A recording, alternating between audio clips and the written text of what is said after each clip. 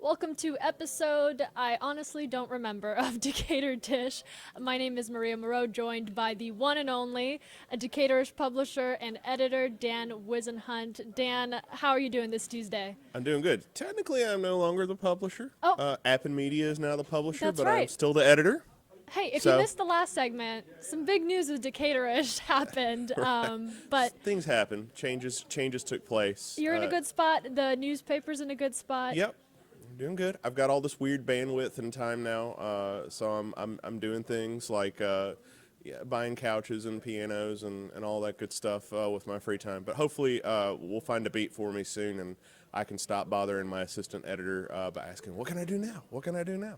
All us journalists are asking him about his newfound work-life balance. What is that? I have no idea. I haven't known what it's like for 10 years, so that's really interesting. So I started my job last Monday. It was my first day, July 1, and I was walking around Sunday and I was pacing and I was like, what is this energy that I'm feeling? And it's new job energy, which I haven't felt in over a decade, but it's still the same job. So I mean, my commute was I got out of my bed and then I went to my desk and I petted my cats, and it was still the same thing, but it was different.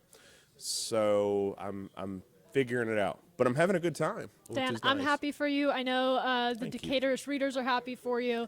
And this show is where we get you into some of the headlines that we've been following both here at Atlanta News First and Decaturish. So let's get into some of those. I want to start with your headlines. MARTA to receive $25 million for a transit hub in South DeKalb. DeKalb commissioners are considering a county housing plan. We're going to talk about what that means for you. Doraville annexation is on the November ballot. There are actually two annexations that you're going to want to hear about, and a revolving sushi restaurant in Greater Decatur. Could this be good for the community? As well as our spotlight on the community, we're going to be talking about a business that is blending sweet treats with science. We have a lot to get into. Let's start with MARTA, Dan. MARTA receiving a sizable grant for this project. Yeah, Nikema Williams, our Congress member, sent out a press release about it. So they're going to get $25 million to do a South DeKalb transit hub. It's going to be located at 2801 Candler Road near the gallery in South DeKalb, and it's going to be a nice covered bus stop, basically, where people can get out of the rain and wait for their ride. So we're always having a conversation in DeKalb County about how we can bring more MARTA and more MARTA accessibility to South DeKalb. So this is something the community that has talked about and asked for a long time. I think they would really prefer rail, but rail it's not cheap anymore. So all these fun plans we had for high-speed rail are getting changed to, you know what you would really like? A bus. A bus system. Because buses are cheaper. That happened with the Clifton corridors as well. It was going to be rail. And then they were like, we really think you'd like a fast bus a lot better than that. So that's kind of what's going on, is all of our best-laid rail plans are becoming buses. Well, I know it's cheaper. A common theme of this show is we talk about communities and nonprofits that are trying to be more pedestrian friendly, more public transportation friendly. So this program is nationwide. It aims to support efforts to buy or modernize existing buses and improve bus facilities. So that's what they're doing in South DeKalb. I'm very interested to hear your thoughts on this DeKalb County Commission housing plan draft. Now, the plan isn't being pursued at this moment, but they did draft it up recently and are in discussion. You being not only a DeKalb County resident, but a journalist and tapped into this world, what does this mean for the residents of DeKalb? Well, in true government fashion, it's a discussion to have a plan, and then they allocated some money for this plan. Affordability is an ongoing conversation we keep having in DeKalb County, because the rents keep going up and the wages not so much.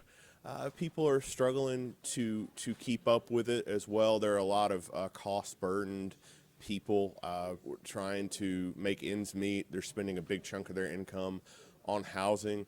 Obviously, that's going to trickle up to the county commissioners. They're going to hear about it. And so there's a big push for them to do something, anything, to get a handle on these costs. And so the housing plan is something that has been talked about, is something that has been asked for, and now it seems that they're finally coming around to doing that. The plan would kind of outline how DeKalb will address housing needs and resources for affordability. The county commission, again, has allocated about $250,000 for it. And the last study on this occurred in 2018. And, a lot's changed since 2018. We had what do you call it, a pandemic, a global crisis, if you will, a financial whatnot, and it was not good. It caused housing prices to go through the roof. So it's entirely possible. See what I did there? Housing prices through the Through roof. the roof. Through the roof. So they probably want to update that. They're probably going to look at that again, see what we could do to make the plan a little bit more modern so it reflects the reality of what's going on now. Interesting stat, the median home price in DeKalb County is $375,000. They obviously weren't doing that on my street, where the median home price is seemingly in the $500,000 range. For some perspective, just so people know, we bought our house in 2015, around the time my son was born. It was $240-ish when we bought it. It is worth double that now, just because of all the stuff that is happening in the market.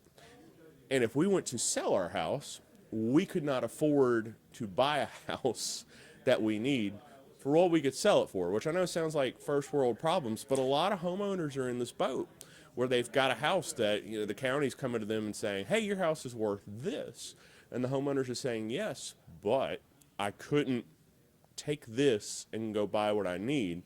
And people don't realize, too, when taxes go up, home payments, even if you still got a mortgage, your home payments are going to go up because it's going to cause you to burn through the escrow that your mortgage company sets aside to pay the taxes.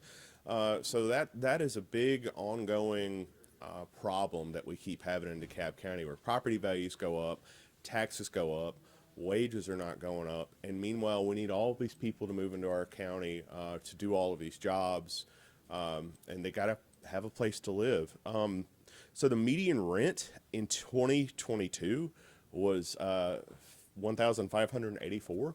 I would venture to say that is out of date because that ain't what I'm hearing now. That's probably closer to 1,800, 1,900, just anecdotally, and it's for 1 to 2 bedrooms. You don't get your money doesn't go as far as it used to, and this is shocking. Well, it's not really that shocking, but it's still a stat. 52% of renters in DeKalb are house burdened, which means they spend over 30% of their income on housing. So as you can imagine, there's a lot of political pressure in DeKalb County right now for our leadership to do something about it, to create a plan to try to address this. But keep in mind, there are things that are beyond their control, like federal housing policy, what employers pay their people, that sort of thing. There are a lot of things that our local governments get tasked with fixing because they're the most responsive governments we have, but they often do not have all the tools in their toolbox that they need to fix the problem. So we're having a discussion to have a plan. We'll have a plan. Whether that plan will be enacted or go sit on a shelf and gather dust somewhere, I have my theories about what's going to happen. It remains to be determined, but that is what is going on in DeKalb County with our housing plan. I do want to ask, is there going to be a public portion where community members can ask questions or give their own perspective Sure, and yeah. opinion? They're going to do all the engagement. We're going to have all the discussions. We're going to probably form committees, and then we'll form a committee to decide if we should have a discussion to form a committee. We'll do all the engagement, and then we'll make a plan, and we'll either do things with that plan, or we'll do one thing with the plan, which is put it on a shelf and say, wow, that was a great plan, y'all. I'm glad we did all that. You don't sound hopeful. I have seen this process play out a number of times, both in DeKalb County and the schools. And the truth of the matter, Maria, is that a plan is only as good as the political leadership's will to enact said plan. And if the plan has a lot of stuff that's hard and politically difficult, it is less likely to happen. So we will see. The plan will happen without a doubt. They've budgeted money to it. They're going to hire a consultant. There will be a plan. What will be the difference? What I will look to see is whether we will have elected leaders who are willing to deal with the criticism of enacting said plan. Because what we find in affordable housing in DeKalb County is a lot of people saying, yes, I support affordable housing, but not here, not in my backyard. Mm-hmm. And when everybody's saying not in my backyard, the conversation becomes, well, where are we going to put it then? Whose backyard? Whose backyard is it going to go in? So it's affordable housing is one of those things that everybody says they want until they have to do something about it. And then suddenly they don't want it so much. So, and DeKalb County is a very divided county, and there's all these old political arguments, et cetera, so on and so forth. So, am I optimistic there will be a plan? Yes, I'm 100% optimistic there will be a plan. There's money budgeted for it. Am I optimistic that the plan will be followed up upon and enacted? We'll have to see. Yeah, we will have to see, won't we? Well, hey, speaking of plans, Doraville's cooking up quite a few, 2 annexation proposals out in Doraville that are going to be on the November 5th ballot. So if you are a resident of this community, make sure that you are paying attention to this. This comes quite on the heels of what is going to be a very interesting election on the national level, but also locally. There's a lot of changes being pushed through. This is addressing 2 unincorporated parts of DeKalb. Is that correct? Yeah, for whatever reason, Doraville has these 2 chunks of unincorporated area within the city that, to the point where you have to drive through them to get to other parts of the city. And when you live in a home and you call 911, before a cop can respond, they got to pull out a map to determine which cop is going to respond. Because Doraville has their own police department, as we've talked about in a previous episode. So Sally Harrell sponsored an annexation bill. She's the state rep. It's important. I'm kind of a nerd about annexation and cityhood, so bear with me. There are a couple of different ways you can do an annexation in Georgia. One is a petition where you have all the property owners sign the petition and say we want to be annexed. The other is legislative. So this is a legislative annexation. You had a representative sponsor bill. The bill was passed, and now that's going to be on the ballot. This isn't going to be a very controversial annexation because it is, by and large, all about residential. It's going to be more than 600 residential parcels that are going to be brought into the city. It's about 5 commercial parcels. The city will have to take on these services. They'll have to take on the cost of providing those services. But there is a consensus among the city's leadership and an agreement with Sally Harrell that this is the right thing to do. It'll alleviate some of the confusion that goes on in Doraville. Somebody was telling me last night there's an apartment complex in this thing where half of it's in the city and half of it is in unincorporated DeKalb. So every time you call an emergency service, they got to pull out a map and figure out whose problem it's going to be today. So that is the goal of this annexation proposal. They're going to put it up for a vote in November. I don't anticipate there will be much objection to that, but you never know. Fairly uncomplicated. I do wonder, and something I want to look into, is why are there these 2 chunks of unincorporated? There's a story there somewhere. There's somebody back in the day did not want to be in Doraville for whatever reason. So I'll have to dig into that a little bit.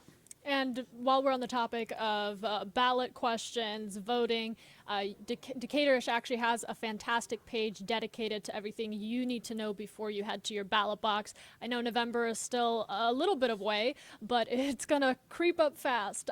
Dan, do you want to just take the moment to point people in the right direction for this? Yeah, DecaturishVotes.com is where you can go to get all of our elections coverage. We're going to have this annexation. We're actually going to have 2 county commission seats on the November ballot, so there will be a local race on the ballot, which is not totally unusual, but because we've got primaries that have races that'll be on the ballot as well. But yeah, DecaturishVotes.com is where you can go to get all of our local election coverage information. Plug. Nicely Ding, ding. done. Okay, this is our next segment. It's called Talk of the Town, and we get into things that people are talking about, whether it be on social media, around DeKalb County, Decatur, and this is a foodie one. So for all you sushi lovers out there, listen to this. There is possibly a revolving sushi restaurant that is coming to Greater Decatur.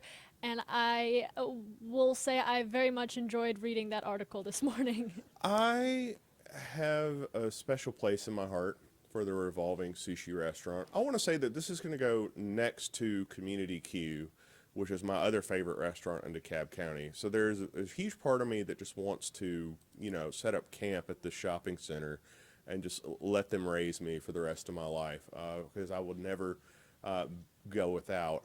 But it's a Korean barbecue revolving sushi place.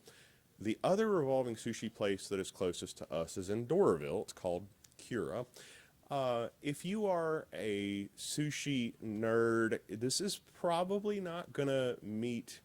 It's not bad sushi. It's good sushi, but it's more on par with, say, Whole Foods type level of quality versus what you would get at like a fancier, $50 a plate kind of place.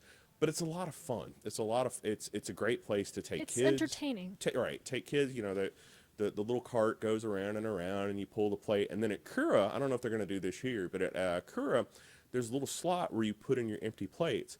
And if you put in enough empty plates, like every time you put in a plate, there's like a little video anime thing that plays that's really cute. And then you put the plates in, and if you put enough plates in, it dispenses a Pokeball, a prize ball of some sort. So the kids really love that.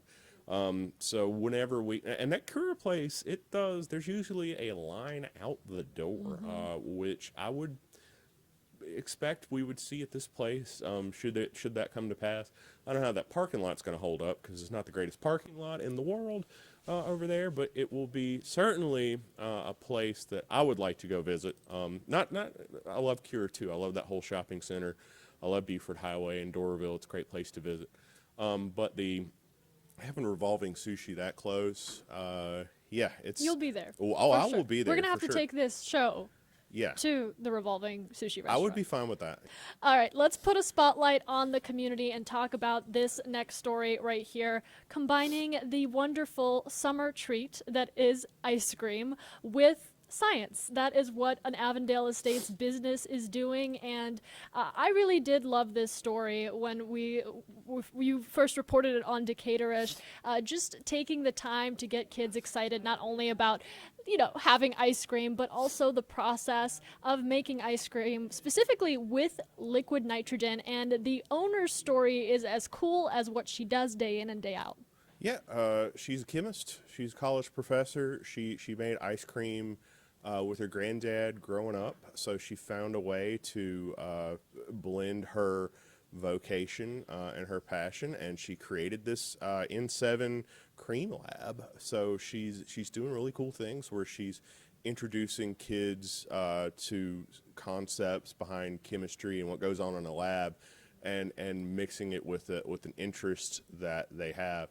I believe the Dippin' Dots are liquid nitrogen product as well. So I mean, these aren't Dippin' Dots, but sort of the same flavor, I would think. I need to go by there and check it out. I have not. I'm very bad publisher, but or editor now, excuse me. But Zoe Seiler wrote this story, and she did a really nice job with it. And the lab, they had a brick and mortar place in they moved it from Ellenwood, and the rents got too high, and so they moved it to Avondale, and it's sharing a kitchen with Banjo Coffee now, and there's a little pop-up window, and you can go and get ice cream. But she's still taking her show on the road. She's still taking it to classrooms, so kids can see what's going on and how you make ice cream. So it's a really cool story. Kelly Bain is the name of the owner. I just want to shout her out and the wonderful work that she's doing to not only educate the kids, but, get them excited about science and chemistry and all that fun stuff. Absolutely. All right, well, this has been Decatur Dish. We are live every Tuesday at 12:30. Please join us and make sure you tune in. It's a great part of the week that we can come together and just talk about the news, making headlines in and around DeKalb County. Dan, I know you're going to stay on top of all of the developing news that is still to come this week. Any final message for the viewers? Keep watching Decatorish.com. We got a lot of good stuff coming up this week. I'm back in the mix more as a reporter now that I have all this time on my hands. So I'm planning to get out there and cover some stuff. You can find all of our news at Decatorish.com. Supportyourlocalnews.com is our support link. And if you want to support us and our partners in Atlanta News First, please download the Atlanta News First app or download that on your phone or on your Roku TV. And with that, we will see you next Tuesday. Bye-bye, everybody.